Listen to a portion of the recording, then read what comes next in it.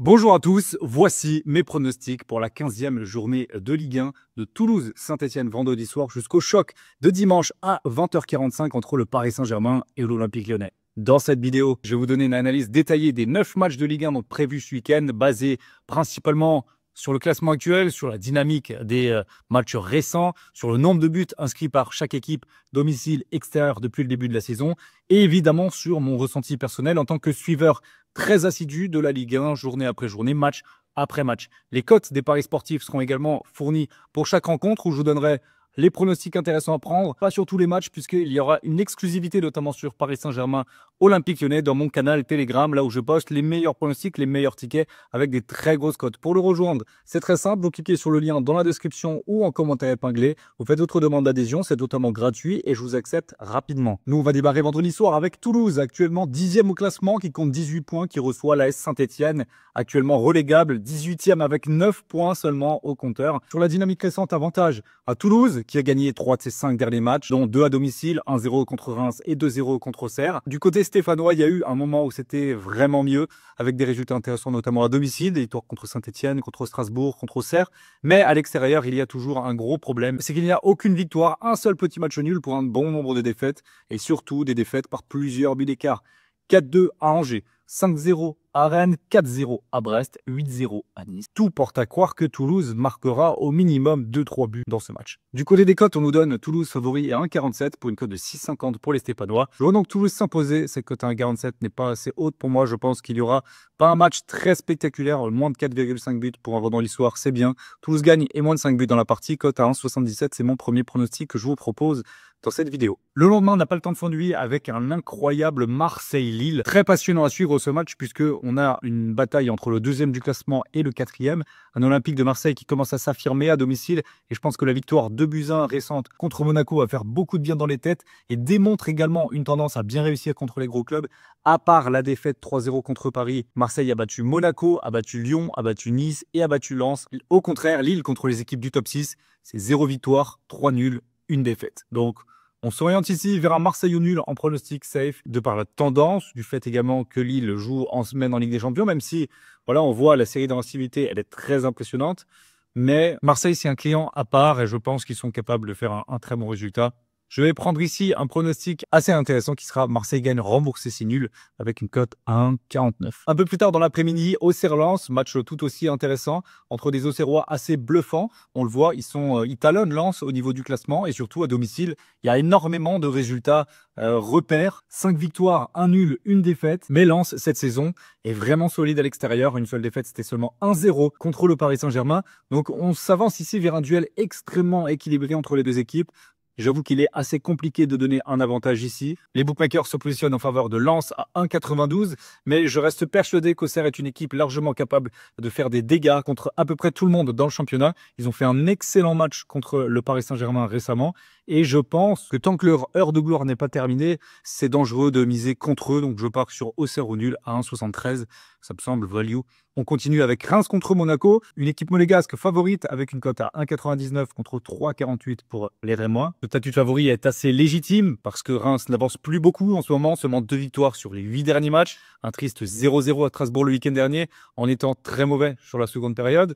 L'ASM a tout pour venir s'imposer à l'extérieur. Donc ici, avantage Monaco qui devrait sans doute s'imposer au pire en remboursement si nul. 1,42, c'est assez intéressant. Montpellier-Nice, dimanche à 15h. On a l'équipe donc de Montpellier qui est dernière au classement, qui a une cote à 3.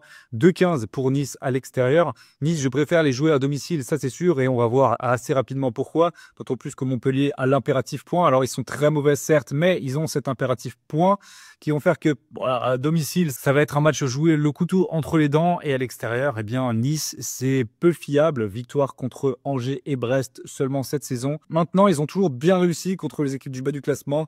Ils ont battu Strasbourg, Angers, Saint-Etienne, Le Havre, donc ce serait assez logique qu'ils battent à nouveau Montpellier, une équipe du MHSC qui reste quand même sur 2 matchs sans défaite à domicile contre Lille et Brest, donc des clients quand même. Je pense que l'option la plus probable ici, c'est un but pour les deux équipes, le résultat étant assez incertain en plus, cote à 1,52. Le Stade Rennais affronte Angers et la pression commence déjà à se faire sentir pour Sampaoli qui, au bout de 3 matchs, on a perdu 2 et les 2 sans marquer de but. Alors, circonstances un petit peu compliquées la semaine dernière à Nantes, mais quand même, il va falloir vraiment se réveiller pour les Rennais qui étaient habitués les saisons dernières à être extrêmement performants à domicile. Il y a quand même 4 victoires et il faut profiter de la réception d'Angers pour prendre 3 points. Maintenant, à l'extérieur, Angers, c'est tout sauf ridicule. 2 défaites, 3 nuls, 2 victoires, dont des résultats impressionnants. Un partout à Marseille, victoire 1-0 à Monaco. Rennes est véritablement en danger et ne devra pas se reposer sur ses lauriers ici s'ils veulent s'imposer. Je ne pense pas que Rennes s'imposera dans la facilité. En tout cas, Rennes à 1,56, je ne pense pas que ce soit intéressant. Je vais tout simplement pas prendre de pronostic sur ce match-là où ça sera réservé en buteur dans le canal Telegram. Rejoignez-le. Le lien est en bio. Il y aura sûrement des très grosses opportunités. Le Havre contre Strasbourg à 17h. Les Strasbourgeois sont favoris à 2,35 et c'est assez surprenant puisqu'ils sont sur une série assez compliquée, même s'ils ont mis fin à 4 défaites consécutives le week-end dernier en faisant 0-0 contre Reims. Ça reste compliqué. Maintenant, le Havre, c'est difficile aussi. 2 victoires sur les 8 derniers matchs, sinon que des défaites. Donc c'est véritablement un affrontement entre 2 équipes du bas du classement et qui ne sont pas en forme. Strasbourg n'a gagné aucun match à l'extérieur. Ils ont toujours encaissé pas mal de buts. Une seule fois un but, sinon 2, 3, 2, 4, 3, 4. Donc le Havre aura les opportunités pour marquer. Maintenant, on voit que sur les 4 derniers matchs à domicile, il y a un seul but marqué. C'était une victoire 1-0 contre Montpellier. Sinon, 0 but contre Angers, 0 but contre Reims, 0 but contre Lyon. On s'oriente ici vers un match extrêmement fermé où Strasbourg joue en plus défensif en ce moment. Je pense très clairement qu'on aura un moins de 3,5. Et d'ailleurs, les bookmakers ont bien ajusté les cotes avec du 1,25. C'est vraiment mauvais. Ce sera no bet sur ce match. Est-ce que les Brettois vont enfin réussir à confirmer en Ligue 1 après un parcours en Ligue des Champions toujours autant exceptionnel? Ils ont battu le PSV cette semaine. Nantes sort d'un derby gagné 1-0 contre Rennes, mais je ne pense pas que la tendance va durer pour une équipe nantaise quand même assez moribonde dans le jeu. Brest reste supérieur et à domicile a quand même gagné 2 de ses 4 derniers matchs pour un nul, une défaite. Une petite défaite 1-0 contre Nice. Je pense qu'il y a un sérieux niveau d'écart entre ces 2 équipes. À l'extérieur, Nantes, c'est une seule victoire, 3-1 contre la Lanterne Rouge Montpellier. Brest devrait s'en sortir, d'autant plus que, vous voyez, à domicile contre les équipes du bas du classement, ça réussit bien. 2-0 contre le Havre, 4-0 Saint-Étienne, 3-1 Strasbourg, 1 partout contre Rennes et 2-0 contre Toulouse. Je suis assez persuadé que Brest marquera au moins 2 buts dans ce match-là. Je vais prendre ce pronostic pour une très belle cote à 2,04. Et on termine avec le main event de cette journée de Ligue 1, le Paris Saint-Germain et sa cote à 1,38 contre l'Olympique Lyonnais à 5,85. J'aime bien ces cotes-là parce que je pense que Paris Saint-Germain est un petit peu surestimé.